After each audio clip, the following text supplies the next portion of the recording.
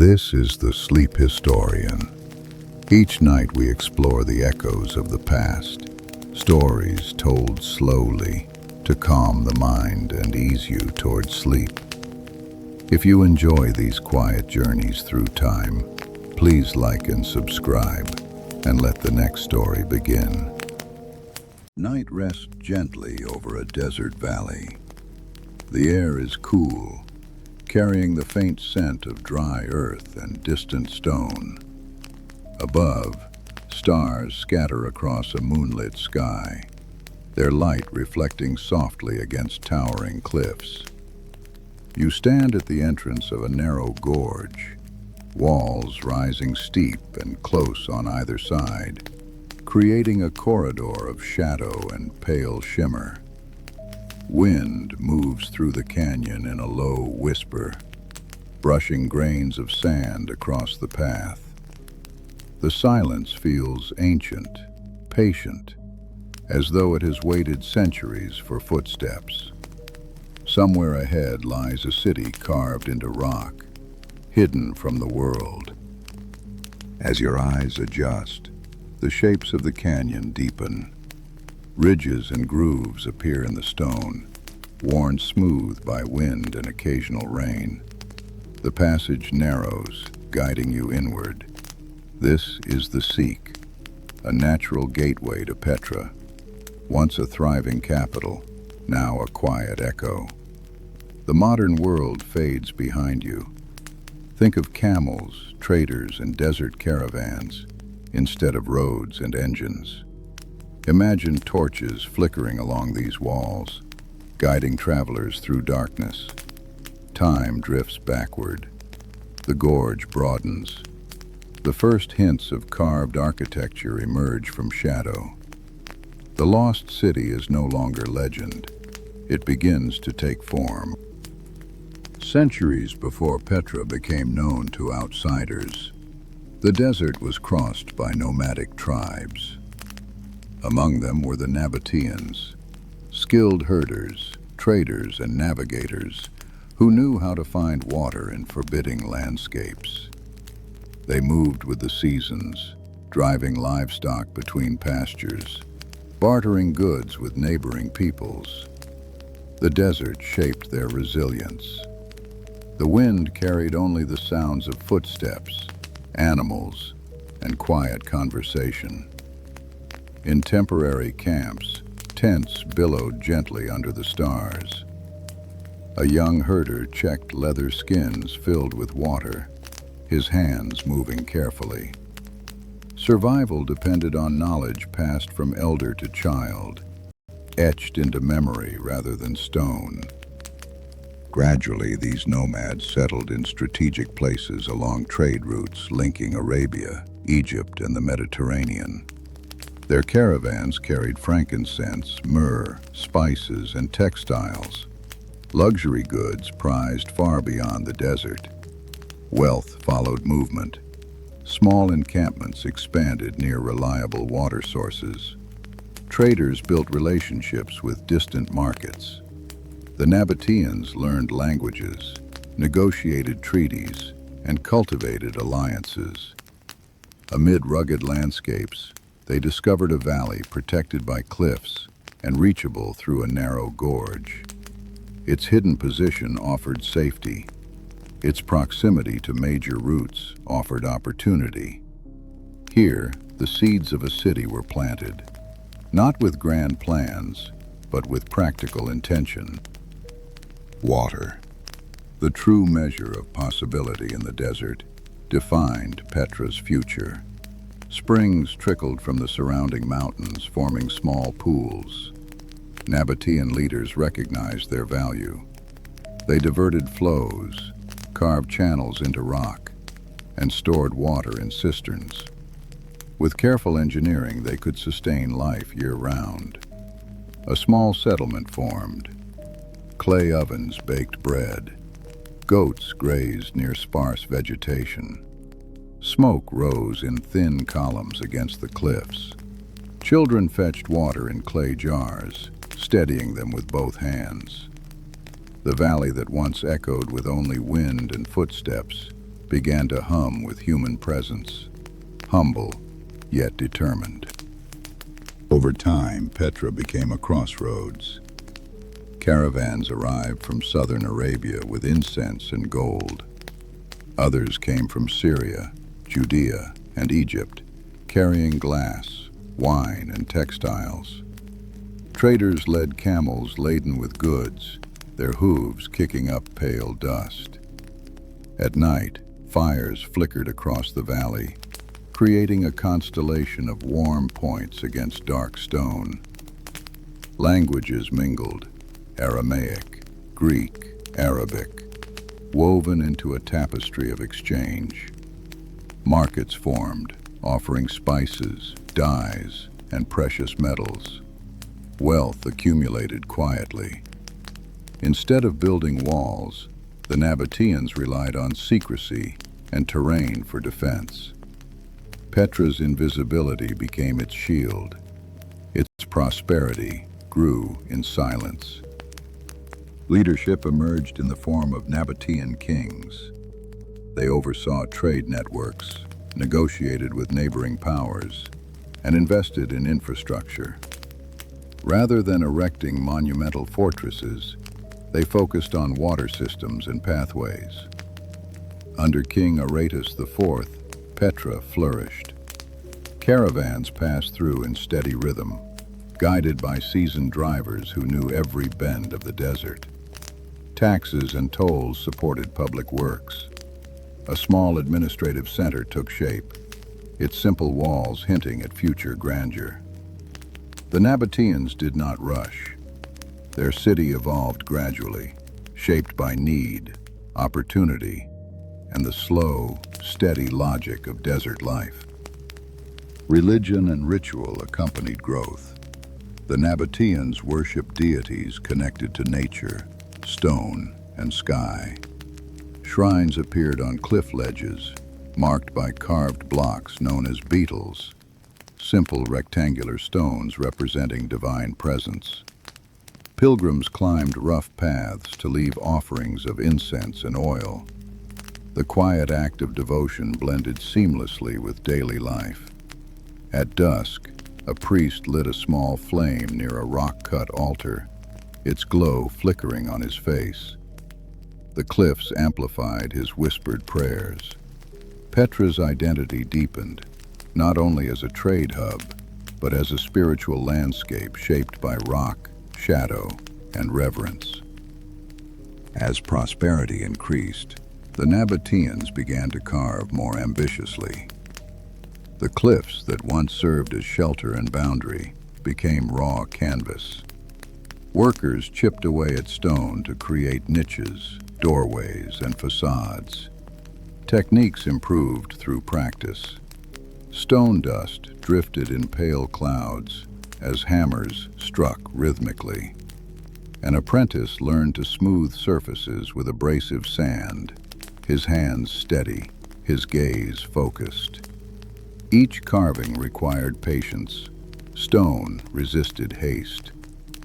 In time, the settlement transformed. What had been a valley of tents and small structures began to resemble a city, one rising not from earth, but emerging directly from the mountain itself. From a distance, Petra remained hidden. Travelers crossing the desert saw only rugged cliffs and shifting light. The narrow Seek guarded the entrance like a natural gate, twisting in tight curves. Only those who knew the valley could find it. Inside, however, life was changing, growing, organizing, anticipating new possibilities. The Nabataeans were no longer simply nomads or traders. They were builders, innovators, stewards of a place unlike any other. The stage was set for Petra to become one of the most remarkable cities of the ancient world, shaped by necessity, yet destined for beauty. Walk deeper into the Seek.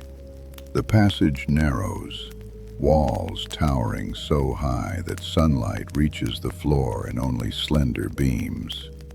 The rock glows in soft shades of rose, amber, and gold. Tiny channels run along the walls, carved conduits designed to carry water into the city. Even here, before any grand facade comes into view, engineering reveals itself. A worker kneels beside one channel, using a simple tool to clear debris. His movements are unhurried. Every drop matters. Petra's survival depends on guiding water through stone as skillfully as a navigator guides ships through treacherous seas. Emerging from the narrow gorge, the first great monument appears, Al-Khazna, the treasury. Its facade rises nearly 40 meters, carved directly into the cliff. Columns, pediments, and sculpted figures stand in perfect symmetry, softened only by wind and time. The stone glows with a warm pink hue under morning light. A traveler steps closer, hand brushing the cool surface. The scale inspires quiet awe, but the process behind it was long and disciplined. Workers carved from top downward, scaffolding slowly lowered as the facade took shape. The treasury is not a building. It is a revelation carved in stone. Move through the city's eastern flank.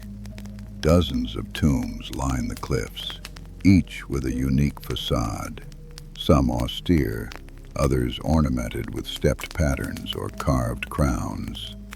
These were not grim spaces, but expressions of honor and remembrance. Families visited them during festivals, placing offerings and sharing stories of ancestors. Inside, chambers are simple, carved with care but without excessive decoration. A child runs a finger along the smooth interior wall, tracing the marks left by ancient tools. In Petra, the boundary between life and death blends into architecture. Memory becomes part of the landscape itself. Further within the city lies a vast theater carved into the hillside. Seating for thousands curves gently in rows of stone benches. Voices once rose here, not only in performance but in public announcements and gatherings. The sound would have echoed between canyon walls, creating a natural amplification. Today the theater sits silent, its seats warmed by sun. A single pigeon lands on a ledge, cooing softly. The theater reflects a city that valued community, communication, and shared experience. Petra was not only a place of trade and tombs, it was a place of gathering, conversation, and civic life. In the city center, open plazas and market areas once bustled with activity. Traders displayed goods beneath cloth awnings. Potters arranged clay vessels in neat rows. Metal workers hammered tools on portable anvils. The air carried scents of spices, olive oil, and fresh bread. A merchant counted silver coins into a leather pouch, his thumb brushing each coin's edge. Bargains were made with calm deliberation. Petra's wealth was not stored in vaults, but flowed through hands, exchanges, and relationships. It was a living economy, sustained by movement and trust rather than force. Temples rose above the city's heart. The Qasr al-Bint, one of Petra's major sanctuaries, stood open to worshippers seeking blessings and guidance. Inside its courtyard, priests conducted rituals, lighting incense, pouring libations, offering prayers to deities associated with prosperity and protection.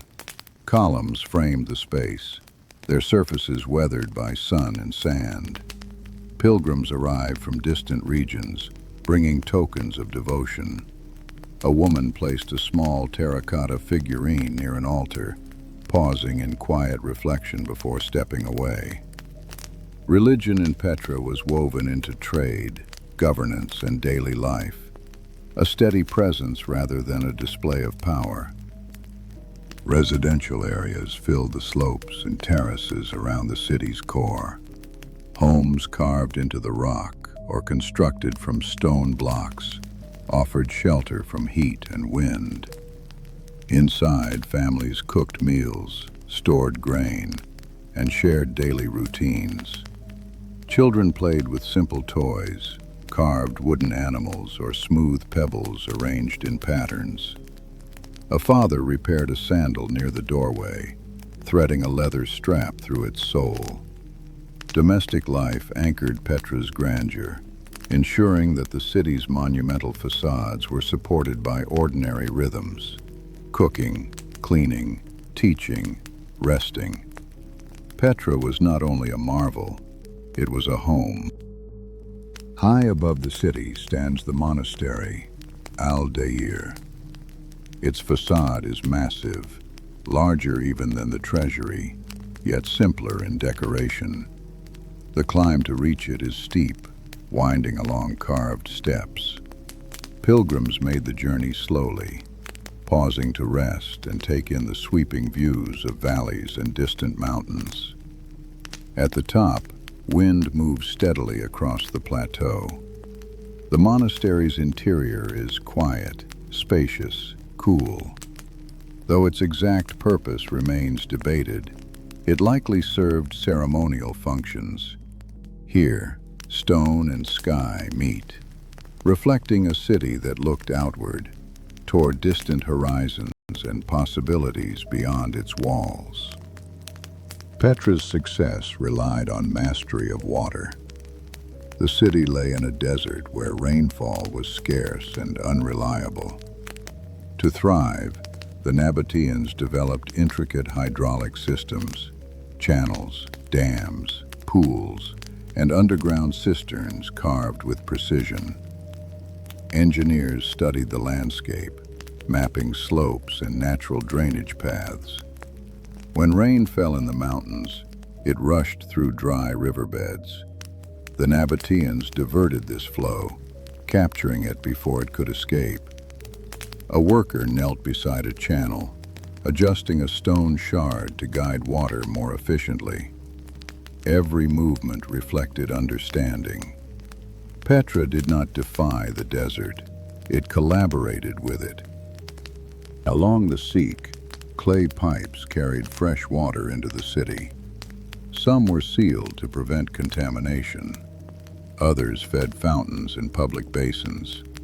Reservoirs stored millions of liters, enough to sustain residents, livestock, and travelers. At a large cistern near the valley floor, a team inspected its walls for cracks. One man tapped gently with a wooden mallet, listening for hollow echoes. Maintenance was constant. Water offered wealth, health, and stability. Without it, Petra could not survive a single season. The Nabataeans turned scarcity into abundance through discipline, observation, and careful planning. Terraced fields outside the city supported agriculture. Farmers grew wheat, barley, figs, pomegranates, and olives. They used diverted water to irrigate crops and orchards. Along a stone terrace, a woman harvested ripe figs, placing them gently into a woven basket. Nearby, goats grazed on sparse vegetation, tended by a young boy holding a wooden staff. Agriculture was not glamorous, yet it sustained Petra's population. Caravans brought wealth, but fields provided nourishment. The city's grandeur rested on the quiet labor of those who cultivated the land with steady hands and patient effort. Craftspeople contributed to Petra's economy and culture. Skilled artisans carved intricate patterns into stone columns, produced fine pottery, and worked metals into jewelry and tools. In a workshop near the market, a potter shaped clay on a simple wheel, steadying it with dampened fingers. His movements were slow, deliberate, practiced. Finished vessels dried in sunlight before being fired in kilns. Each item carried both function and beauty. These crafts traveled along trade routes, spreading Petra's influence beyond its borders. Creativity became commerce, turning local materials into objects valued across distant lands. Petra also minted its own coins. On one side, the profile of a Nabataean king. On the other, symbols of deities or local identity. These coins standardized trade, reinforced authority, and circulated throughout the region. In a small minting room, a worker placed a blank metal disc between engraved dies and struck it with a hammer. The sharp ring of metal echoed against stone walls. Coins cooled in shallow trays before being counted and stored. Currency helped formalize Petra's economy, reflecting a city fully integrated into regional commerce rather than isolated by geography. Caravans arrived regularly, guided by experienced drivers who understood desert navigation. Camels carried heavy loads across dunes and rocky trails. At Petra's entrance, traders unloaded goods, spices from Arabia, silk from China, pearls from the Persian Gulf. A merchant examined a bundle of cinnamon sticks, inhaling their scent before negotiating price. Contracts were sealed with handshakes or spoken oaths. Hospitality played a crucial role. Guests were offered water, shade, and simple meals. Trade was not only transactional, it was relational, built on reputation and reciprocity. Petra thrived through human connection as much as material exchange. Diplomacy shaped Petra's regional standing. The Nabataeans negotiated with powerful neighbors, including the Ptolemies, Seleucids, and later the Romans. Treaties protected trade routes, reduced military threats, and ensured stability. In a hall near the city center, officials met with foreign envoys. Scrolls were unrolled, terms discussed in calm voices.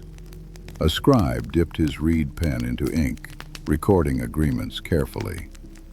The Nabataeans understood that survival in a complex political landscape required strategy, not confrontation. Their success lay in balancing independence with cooperation, choosing partnership where possible, and avoiding costly conflict. Culturally, Petra absorbed influences while preserving its identity.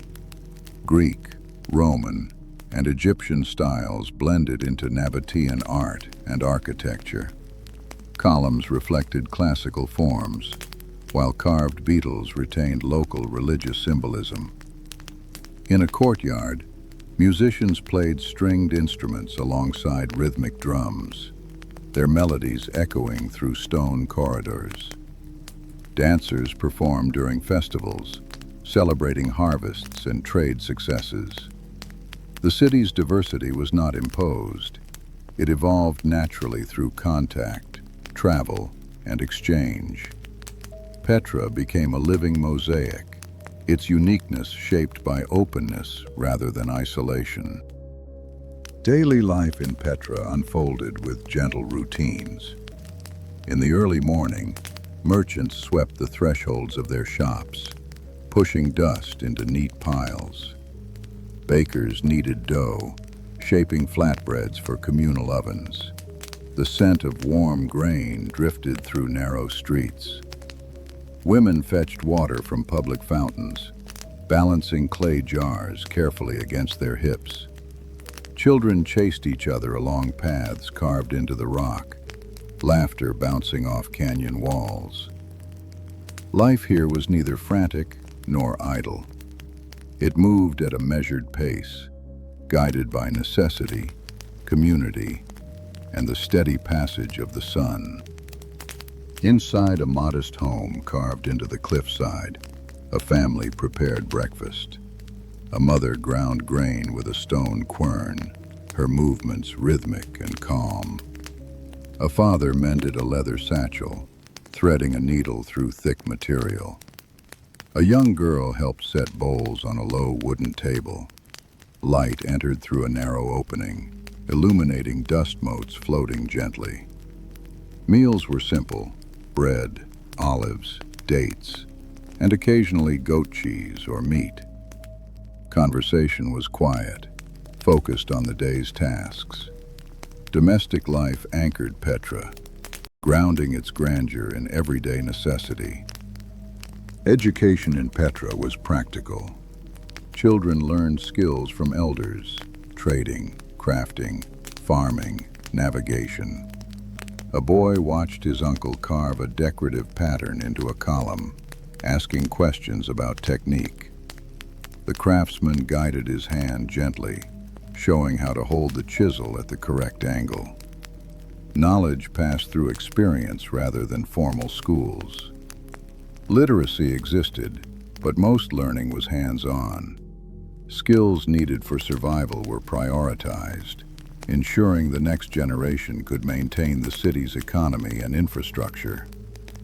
Continuity, not ambition, shaped instruction. Festivals brought the community together.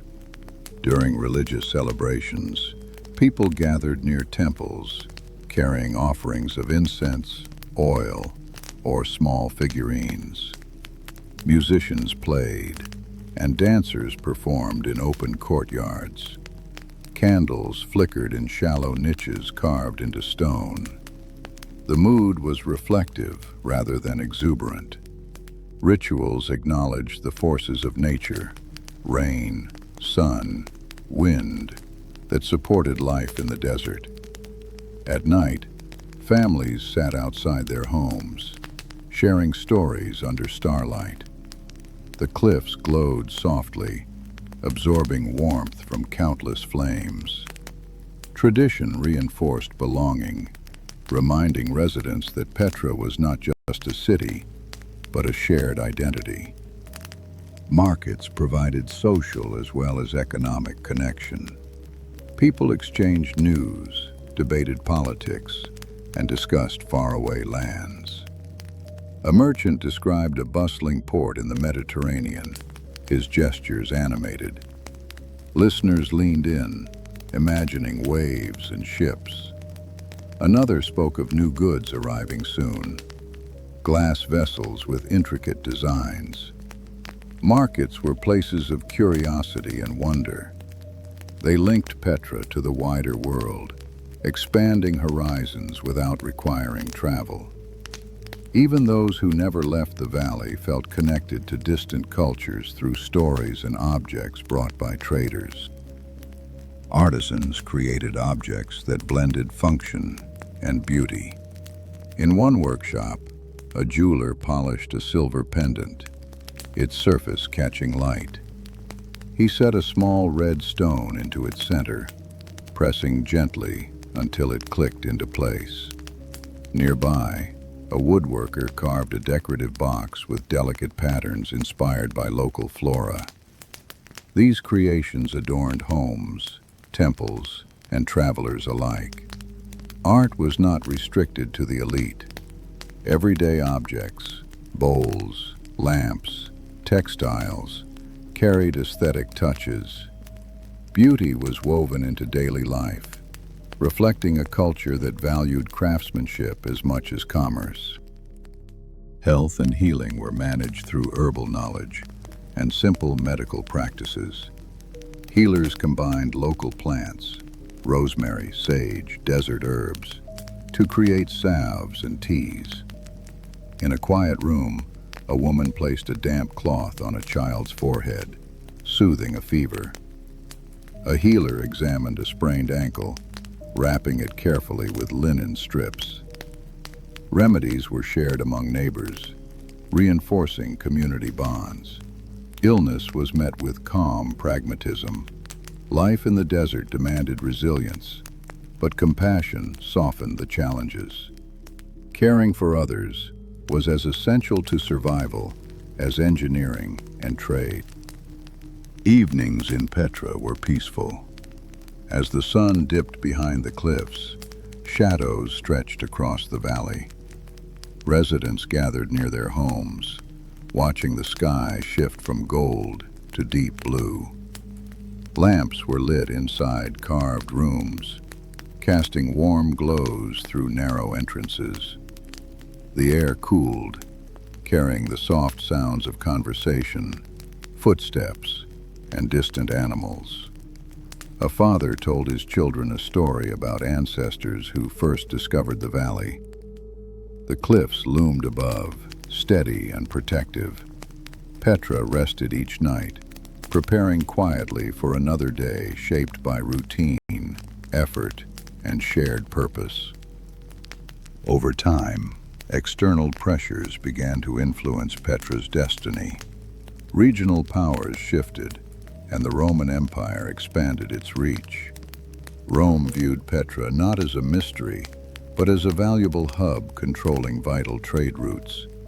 Diplomatic relationships formed. Nabataean kings negotiated with Roman officials, balancing independence with cooperation. Taxes increased. Expectations changed. The desert city felt the weight of distant authority. In a council chamber, advisors debated strategy in low, measured tones. The valley remained calm, but uncertainty hovered, like distant thunder that had not yet reached the horizon. In 106 CE, the Nabataean kingdom was formally annexed by Rome. Petra became part of the Roman province of Arabia Petraea. Soldiers arrived to establish order, their armor gleaming in the desert sun. Roman administrators introduced new laws and structures. Latin inscriptions appeared on public buildings. Trade continued, but with altered priorities. The transition was gradual rather than violent. Daily life persisted. Markets opened. Water flowed. Homes remained occupied.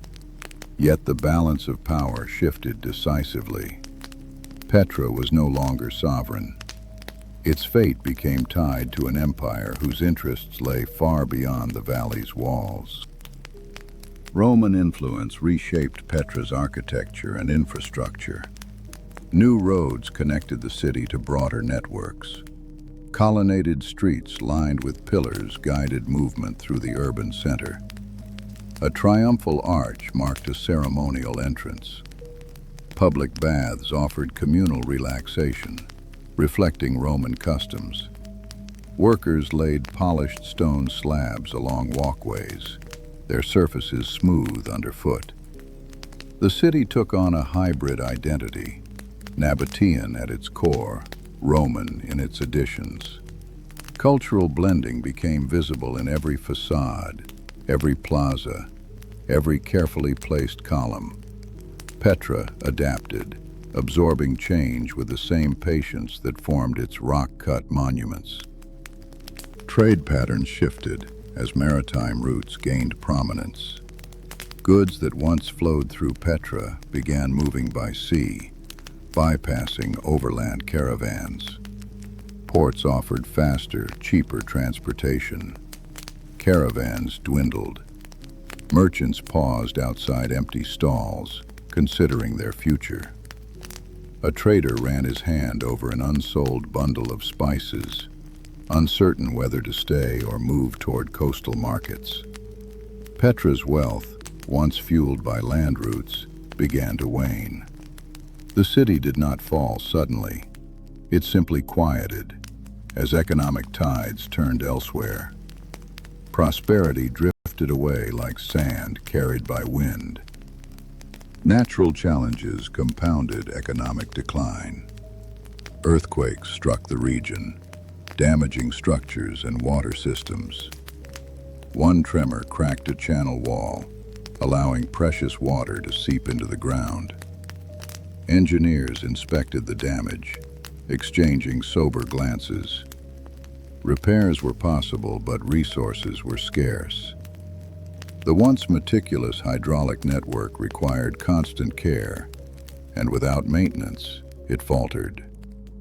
Springs produced less water during dry seasons. Fields yielded fewer crops. The city's heartbeat slowed. Nature, once harnessed through ingenuity, began to reclaim what had been shaped by human hands. Population gradually decreased. Families moved toward coastal towns or fertile plains. Homes stood empty, their entrances dark and silent. The market buzz faded to a murmur, then to nothing. A single shopkeeper closed his wooden shutters for the last time, pausing to look at the quiet street. Footsteps echoed where crowds once gathered. The theater's benches grew dusty. Wind filled the void left by absent voices. Petra did not crumble. It withdrew, shrinking into memory as residents sought opportunities elsewhere. By the 7th century, Petra was largely abandoned. A small community remained, tending goats and using parts of the city as shelter. The valley returned to solitude. Sand accumulated in open plazas. Plants took root in cracks along façades. Carved monuments weathered slowly, edges softening. Travelers passed nearby without ever knowing a city lay hidden within the cliffs. The Sikh once again concealed Petra's presence, guarding its secrets in silence. What had been a thriving capital became a whisper beneath centuries of desert wind. For hundreds of years, Petra existed mostly in local knowledge and quiet rumor. The outside world forgot its grandeur. The treasury, the monastery, the tombs, all remained unseen by foreign eyes. Camels trod paths nearby, unaware of the history carved into stone. The desert held the city gently, preserving its facades in dry air and deep shadow. Abandonment did not erase Petra. It simply paused its story, waiting for a moment when curiosity would find it again. In 1812, a Swiss explorer named Johann Ludwig Burckhardt traveled through the region disguised as an Arab to gain access to restricted areas. Hearing whispers of ruins hidden in the mountains, he persuaded a guide to take him along the Sikh, claiming he wished to sacrifice a goat at a nearby shrine. As they emerged into the open space before the treasury, Burckhardt paused, astonished. The facade towered above him, glowing in desert light. He noted its details quietly, knowing he had rediscovered a forgotten city. Petra stepped back into the world's awareness. Word spread slowly through scholarly circles. Explorers, archaeologists, and artists journeyed to Petra, documenting its monuments and mapping its terrain. Sketches and descriptions circulated in Europe, stirring fascination. The city became a subject of study and debate. Who built it? How did it thrive in the desert? What caused its decline? Researchers examined water channels, inscriptions, and architectural styles, piecing together fragments of history. Each discovery refined understanding. Petra emerged not as myth, but as a testament to human ingenuity and adaptation. Archaeological excavations revealed hidden chambers, workshops, and domestic spaces. Tools, pottery, and coins provided insight into daily life. Engineers marveled at the precision of water systems. Geologists studied the sandstone's hues and layers. Every discipline found something to admire. A researcher brushed sand away from a carved step, revealing a pathway once used by countless feet. The past felt tangible, close enough to touch. Petra was no longer just a facade. It was a complex, living city with infrastructure, culture, and community woven into its very stone. In the 20th century, preservation efforts began. Authorities recognized the site's vulnerability to erosion, tourism, and natural decay. Conservation teams cleaned facades, stabilized structures, and restored pathways. Signs explained history to visitors. Guidelines protected fragile areas. A worker applied a gentle consolidant to a weathered surface, pressing carefully with a soft brush. Preservation sought not to revive Petra's former life, but to honor its legacy. The goal was to allow future generations to experience its quiet majesty without altering its essence. In 1985, Petra was designated a UNESCO World Heritage Site. Recognition acknowledged its cultural significance and universal value. Visitors from around the world began to arrive, walking through the Sikh in awe. Cameras clicked softly. Guides spoke in measured tones, sharing stories of trade routes, water engineering, and Nabataean craftsmanship. Tourism brought renewed life to the valley, though with careful management to protect the fragile sandstone. Petra transitioned from forgotten ruin to global treasure, respected not for conquest, but for creativity and perseverance. Today, Petra stands as both monument and memory. Its facades reflect sunrise and sunset in shifting shades of rose, gold, and violet. The desert remains vast and quiet, but the city feels alive through interpretation and imagination. Visitors pause before the treasury, tracing fingers along cool stone. Others climb to the monastery, resting in silence as wind sweeps across the plateau. Petra invites reflection, not on war or glory, but on adaptation, resilience, and the human capacity to shape environment with patience and vision.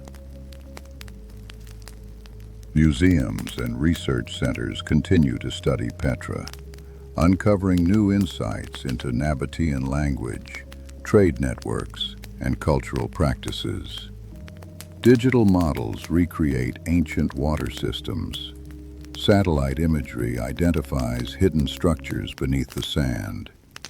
Each discovery adds depth to the narrative, enriching understanding. Scholars share findings through lectures and publications.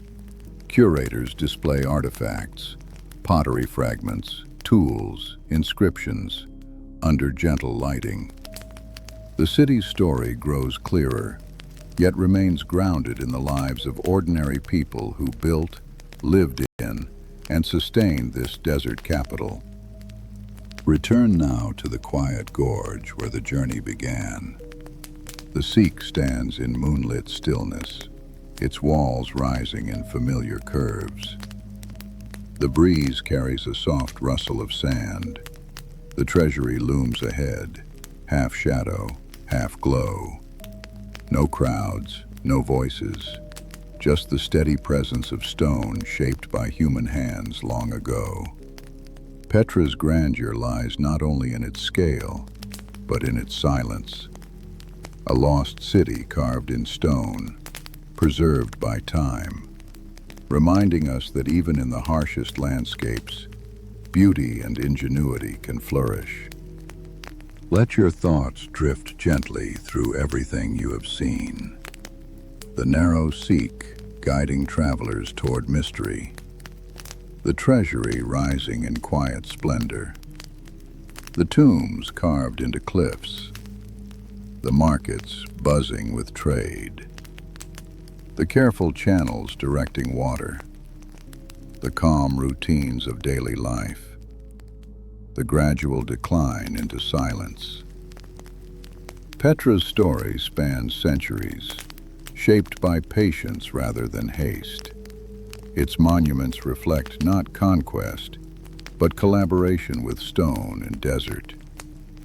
These scenes soften, blending into a single steady memory, an echo of footsteps lingering in ancient halls. Return now to your own room, to the stillness around you. The past settles into the background, leaving only calm. The air is gentle, familiar.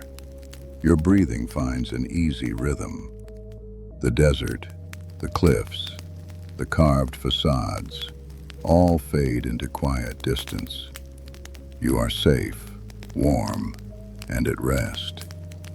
Let your mind ease, like sand settling after wind. The night holds its peace, inviting sleep to arrive slowly, shaped not by haste, but by the steady flow of time.